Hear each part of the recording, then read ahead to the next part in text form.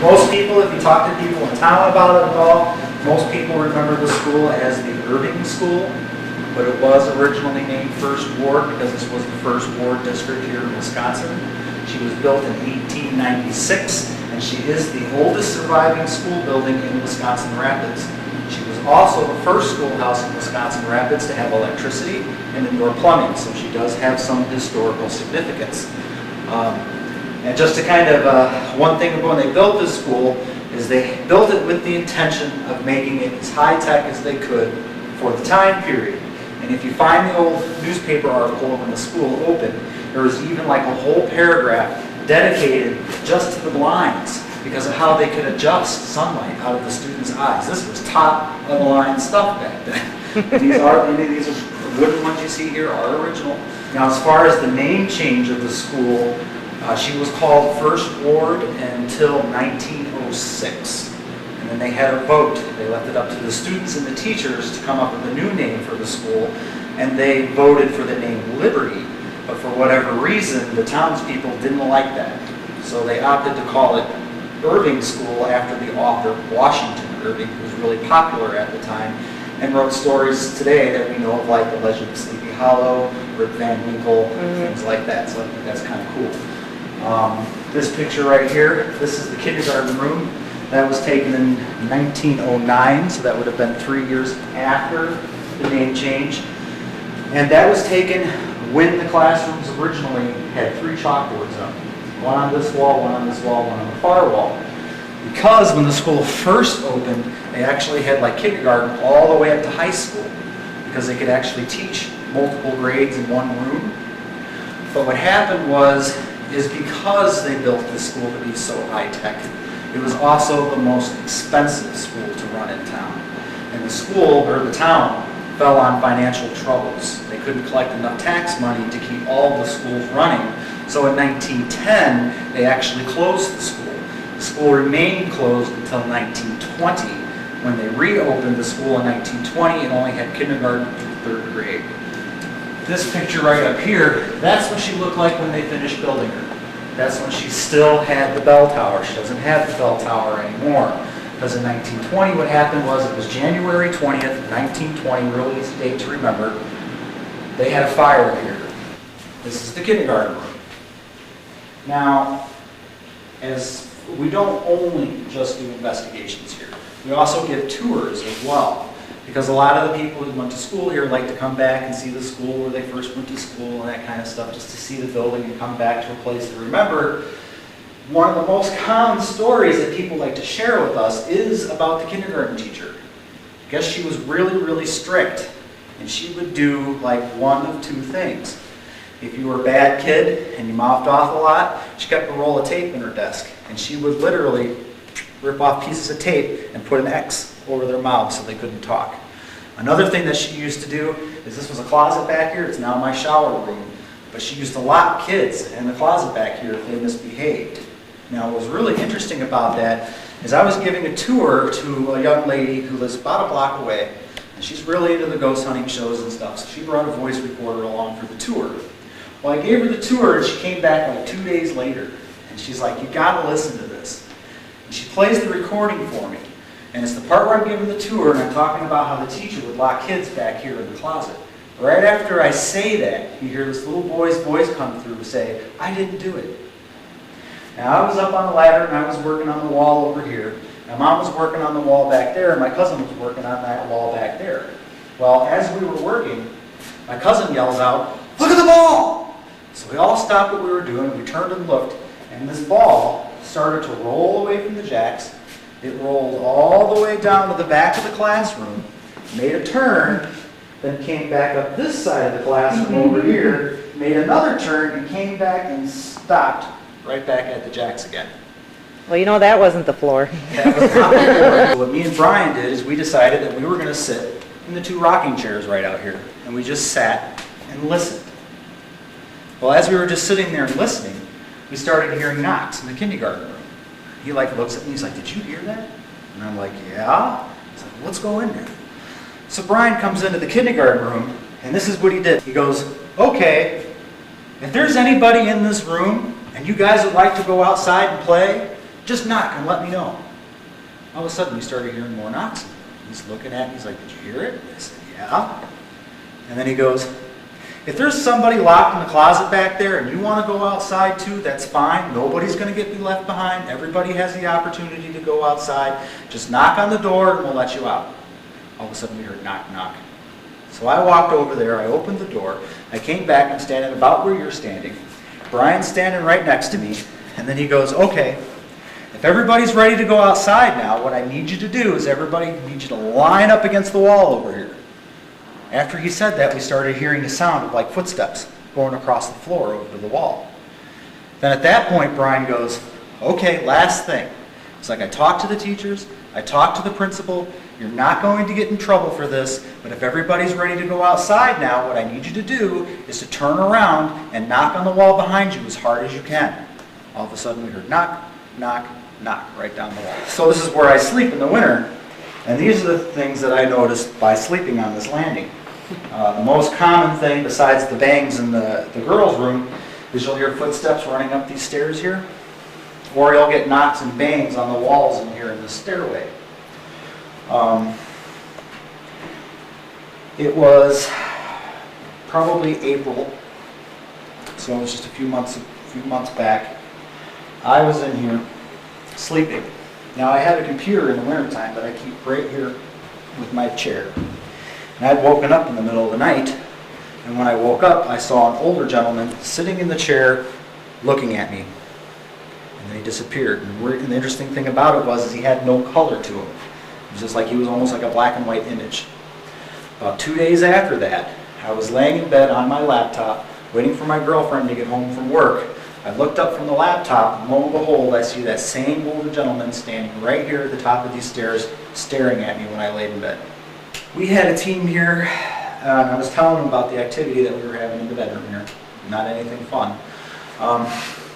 So they divided their team in half. They were a team of all women, kind of like you guys. They said that this door, which was closed, they said that this door opened by itself.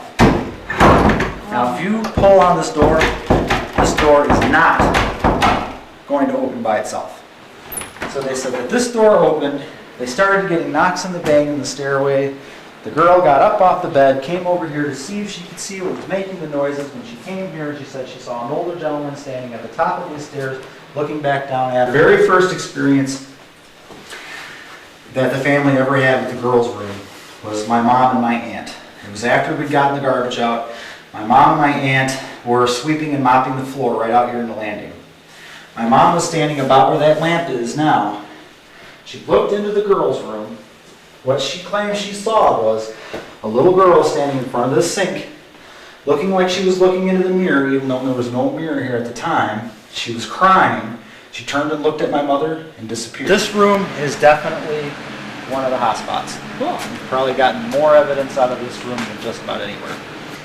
We acquired these two beds at a special auction. They come from the Lemp Mansion. Oh, good. So you guys are all familiar with the Lemp Mansion? Oh, yes. Okay. So then you know the history behind the building. Is that an original from the Yes. Lemp? Okay. These beds are from the 1850s. These beds are older than the building itself. Wow. Somebody is attached to this bed. Now this is what I can tell you about this bed. The entity that hangs around this bed sometimes will actually travel to the attic, but most of the time he's in this room. He responds to the name Robert, which there was a Robert Lemp. It was a Friday afternoon at about 3:30. I got both beds set up. I walked over there, turned around, and I'm just looking at the beds, seeing what they look like, feeling a little manly because I put something together, feeling accomplished, And when I looked over at the bed, I see this short shadow. It was like standing next to the bed, and it kind of moved backward and disappeared. I was sitting on this side of the table with my dog. Well, we had the laser grid going, and we're just sitting there watching the laser grid. All of a sudden, we start seeing something traveling through the laser grid. Now, it looked almost like kind of like what a moth would look like when it flies through the laser grid, with the exception that it was leaving trails behind it as it did so. So we kept seeing these weird trails going through the laser grid. Energy. Well, after that, we started seeing large sections of the laser grid started blacking out. Well, at that point, my dog jumped off my lap, just started going ballistic, just looking over there at the bed, like, and like I'd never seen him before. Well, after we took the dog out of the room, and one of the girls sitting around the table goes, "Would you like one of us to lay in the bed?" All of a sudden the flashlight that was on the bed turned on. The flashlight came on, so one of the girls got up and she laid in the bed. Well, after that, the girl who was filming with the night vision camera was kind of sitting right over here. She's filming. All of a sudden she starts going, "I'm seeing something really weird in the viewfinder. I can't exactly tell what it is." So I got up, I came walking around, I stood behind her and looking over her shoulder, looking in the viewfinder, and what it looked like to me was that there was that same shorter shadow figure, and it was kind of like leaning over the girl laying in the bed. At that point, the girl who was laying in the bed claimed that she felt somebody grab her wrist. Right after she said that, right here in this area of the floor, we heard 3 loud knocks, just like that. That is pretty loud. There's a female entity that usually enters the room from that side, a male entity will usually enter the room from this side. You get a lot of disembodied voices. Sometimes you get crying, sometimes you get help me's. The shadow person you'll see on that side, everybody that sees it claims it's a woman because they say they can see like the flowing of her dress when she moves. I saw something out of the corner of my eye go by. And when I turned around to look to see what it was, this is what I saw. And standing in front of this door, I saw a little girl. And when I say a little girl, I mean a little girl, because she wasn't much taller than this doorknob right here. She was standing in front of the door. She turned, looked over her shoulder, looked right at me, reached up, grabbed the doorknob, opened the door actually physically opened, and she walked out of the room. My very first paranormal experience in the attic happened on these stairs. Bend down to pick up the box. I look up at the top of the stairs. When I looked up at the top of the stairs, standing right here, I saw a little boy, probably about this tall. I'd have to guess him probably about 7 years old, short blonde hair, disappeared. Right after he disappears, I hear, for 3 steps down, I hear like something started coming down the stairs. The most common story, local legend you will hear about this school is about the little boy named Oscar. The story has 2 different endings, but they all start the same. And that is that there was a mentally disabled child that went to school here because this was one of the first schools in the area to teach children with mental disabilities. Oscar was apparently bullied by some of the boys that went to school here. Now this is where the story changes. One version of the story goes that he was so depressed over the bullying that he actually snuck his way up here and hung himself. The other version of the story is that the boys that bullied him brought him up here and hung him. Do they know what rafter he was? Most psychics and things that are come here say it was right here. Now you're actually getting into the old caretaker side of the basement. This is the side that he would do all of his work on. His name is Mr. McGee. Mr. McGee was a gentleman who was down on his luck, alcoholic, didn't have a job.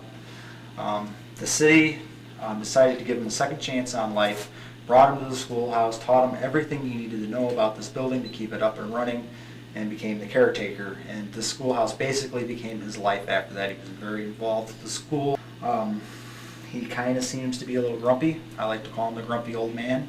He swears and curses a lot. And he has a tendency not to like women in his face. So that's just a heads up. Mom was down in here, down in the basement. She came into this room. She was picking up the candy wrappers off the floor. Bends over, she picks up the candy wrapper. She sits back up and she says something pushed her and held her up against this wall. Mom was standing right where these speakers are, right there. And I was over here and we were cleaning up and stuff, and Mom says that she felt like somebody was touching her shoulder and asked me to take a picture. So I grabbed my phone and I took the picture, and that's when that shadow came through, and it looked like somebody was actually like touching my mom right where she claimed she was being touched. This is the cafeteria. Really? What a cafeteria. Cafeteria / gym, actually. Most common things in this area is the footsteps. But when you hear them, they kind of sound like this. Almost like somebody dragging their feet. Mm-hmm. And most of the time it's accompanied with whistling. Like somebody's whistling while they're doing whatever it is they do down here. The other things that happen here, sometimes you get flashes of light. It almost looks like a camera flash. And sometimes people report getting hit with pebbles. I actually experienced the pebbles once. I was sitting in this chair right here, and I'm watching Ghostbusters, you know, with this big old grin on my face like a little kid, you know. And I get to the end of the movie, it's the part where Stay Puft Marshmallow Man, he's walking down the street, you know, and I'm sitting there, all of a sudden I get hit in the back of the head with a pebble. And I'm like, what the? And I'm like looking at the ceiling, trying to tell if anything fell off the ceiling, maybe, possibly. Well, as I'm doing that, a second pebble comes into the room. It came from that angle right there. And as it came in, I could actually hear it bouncing off the metal legs of the chairs as it came in at me. Cool. Hello, and welcome to St. Croix Paranormal's TV show. I'm Jill. I'm Donna. I'm Stephanie. I'm Teresa. And today we're going to talk about our visit to First Ward Schoolhouse, which was the old elementary school, but we got a nice interview there with Justin, so hopefully you enjoyed that interview with him. We didn't get a whole lot of interaction that night, but we did have a few things happen. One thing is I was sitting on a bed, which was brought in from the Lemp Mansion. And the Lemp Mansion, if you're not really familiar with it, Elsa Lemp, she committed suicide in that bed. So they had both of the original beds there, and we were sitting running a spirit box session, and all of a sudden, on my lower leg, I felt like I had fire ants, or I was on fire, and I look, and I have like 3 scratches down my leg. It was just freaky. I've never been scratched, and I know you, when we were at Whispers Estate, that happened to you. Yep. How did that feel when you got the scratch? I mean, did it feel like what did it, describe the feel of it? It burned. It was hot. And that was really it. It was mostly the burn and the hot on my back. Yeah, and that's exactly what I was feeling on my leg. Take a look at that footage of when we noticed that my leg was on fire. Something. My leg's on fire, by the way. Just so you know. Did you look at where it is? I can't see, it's dark. Is it one specific spot? Oh, it's my lower leg on fire. I can't even see the goosies. Because every once in a while I get the chills and then it's gone. And then I get the chills and then it's gone. And right now my entire leg is on fire, you guys. My whole lower leg feels like I've been bitten by fire ants. My other leg doesn't feel like it. It's just from my knee down. And other things that happen at First Ward Schoolhouse, we all had different feelings, different things that happened. I would sometimes feel like I had some deep chills, like somebody was behind me, somebody was touching me. And I know you guys had some similar experiences. I had a lot of cobweb feelings in the basement. Constantly feeling there's something tickling your face. Yeah. And I kept, and there was nothing around me, nothing hanging down, and it feels a lot like cobwebs. Yeah, and that's in your real face. common too, that you'll get that when you feel like some people say cobwebs, some people say tingling. We had that cobwebby feeling at Whispers Estate all the time. We were constantly flipping back and electric energy. it is like electric type energy. Yeah, tingles. For the most part, while we were at First Ward, it felt like I was being watched the whole time. Like, when you go somewhere new, you get that kind of weird feeling, but it was like you knew that someone was constantly, had their eye on you the whole time. Mm-hmm. And Never it was a felt little alone. unnerving. Yeah. And you had that one instance in the attic too, when we were starting to come down. The thing about ghost hunting is I'm pretty fearless. I will go wherever you send me. She does. I don't get scared. And in the attic, I was taking still photographs. And all of a sudden, from behind me on the staircase, I heard a growl. I can't really describe this growl because it was so unnerving. And I remember taking a step back, and I was a little mortified, to be honest. And we don't see you scared, and I could tell just by her backing up. I'm like, Steph, what's wrong? Because that's not Steph. Usually she's all gung-ho, let's go. And she's backing up, and she's like, somebody just growled at me. I ain't going down those stairs. And once we got her down the stairs, she wouldn't go back up. But yeah, there was some different things like that happen. So we'll take a look at a couple of those clips.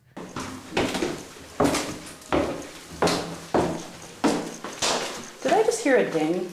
What are you doing? I felt like I walked through a spider web. I bet you did. No, I didn't. Sister, can you come talk? I'm getting the chills right now. All over my body. Like ice cold down my spine. So sister, what is your name? Holy crap, I'm getting ice chills. Just heard some shuffling coming from this way. They say he was right here. That's why I'm standing right here. Yeah. Yeah, I'm having like super chills as I stand right here. Well, I was getting the chills when I was running this out here. I don't know. I just heard something on the steps. Steph, you're backing up. What's up? I just heard a hiss from right here. I just got an overwhelming urge to just run. You do? Yes. Like on there. As soon as I came out of the bathroom, I turned off the light, all of a sudden I just got this overwhelming urge. I just felt like, run! And I did, I just picked up the pace. But that was weird. Unless you want to sleep on the bed with me, there's one. What? I'll lay on that couch. It's comfortable. Just so small. Steph and I are a little creeped out by that sleeping room. Oh, you don't Well, want we're all gonna be in there, don't worry about I it. know, but I'm not sleeping in that one bed by myself. to. I told you you didn't have to if you didn't want that bed. I changed my mind. I don't like that room. It creeps me out a little bit. How's your... Literally something he sent me upstairs. I get a little bit of orb video. A couple, there's one that's really cool. It kind of goes really fast across all the bedrooms, so nobody's up there. So that's kind of cool. One of the most interesting orb pictures we took is I was outside taking pictures at night, and there was an orb up by the window by the attic where a little boy hung himself or was murdered. Nobody really seems to know, but we got him saying I did, so I think he killed himself or doesn't understand what happened. But there is a picture of somebody's face in there. It almost looks like they have glasses. I can't tell if it's a younger kid with glasses or maybe an older gentleman, but there's definitely a facial feature in that orb, and we'll show you that picture, and it'll do a little bit of close-up. So why don't we take a look at some of that video.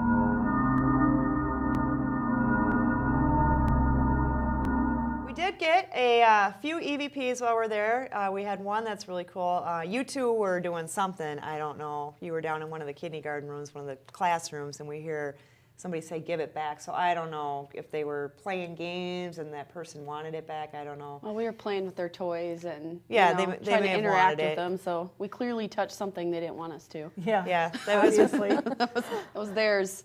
And one of the other really cool EVPs we got, we were all kind of taking a little break, and we were sitting down on the main foyer, and all of a sudden, all of us were hearing, how would you describe it, you guys? What kind of noise do you think? Is like a banging or walking? Like a clatter. Clatter. It kept going on upstairs, and probably went on for like 5 minutes, not a constant, but you'd hear it, and we'd all stop and listen, and then it wouldn't happen, so we'd start talking again, and then it would start up again. This went on for about 5 minutes or so, but then what happened is we got a really cool EVP because we decided, okay, we're done with our break, we're gonna go do what we're gonna do, and you hear a little kid say, hurry, they're coming.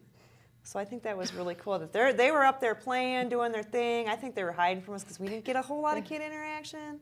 They had a lookout. Yeah, they did. I hear him run. Yeah, they got their scouts out there. But yeah, that's a pretty cool EVP, so we'll take a listen to that.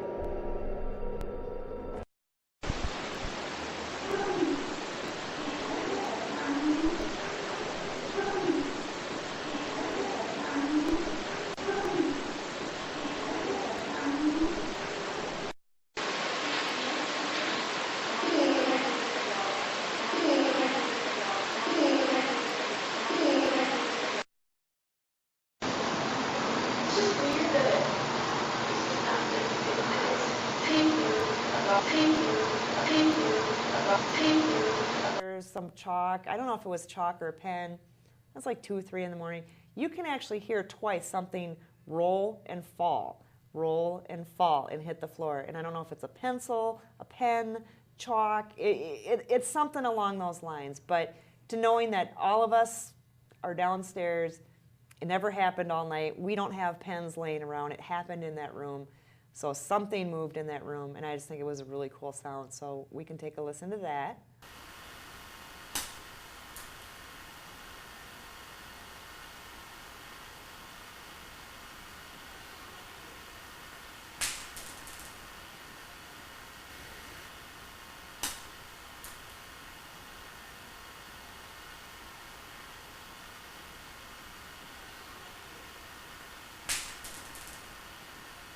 Okay, we did get a few things on the spirit box session. One of the most interesting ones, like I said earlier, a little boy saying, "I did," when we asked who killed you. But I think it's really cool that we know that that's a little boy, that he was hung and died there. We asked that question, and instantaneously you get a little boy saying, "I did."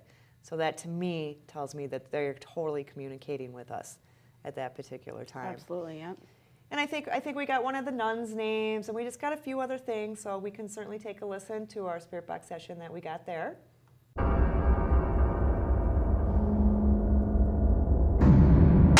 How many people are in this room?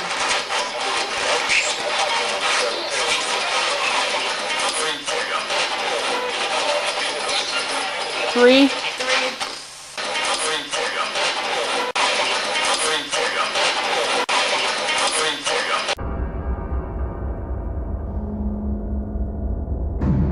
How many spirits are in this room?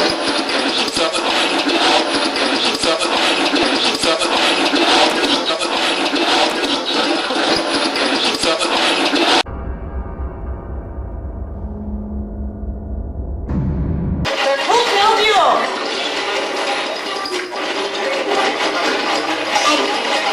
I did.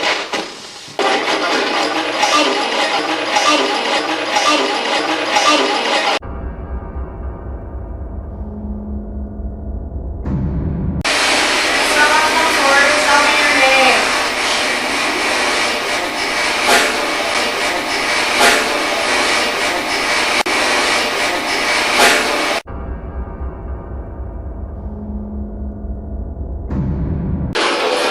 What happened in this room?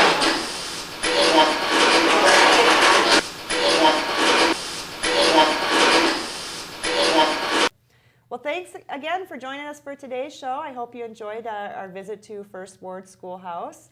And again, if you guys have any haunted places that you would like us to do or know of anywhere that's haunted, please feel free to get a hold of us at stcroixparanormal.com.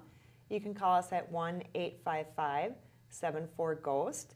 You can also find us on YouTube under St. Croix Paranormal, on Twitter at St. Croix Paranorm. Did I forget anything? And don't forget to like us on Facebook.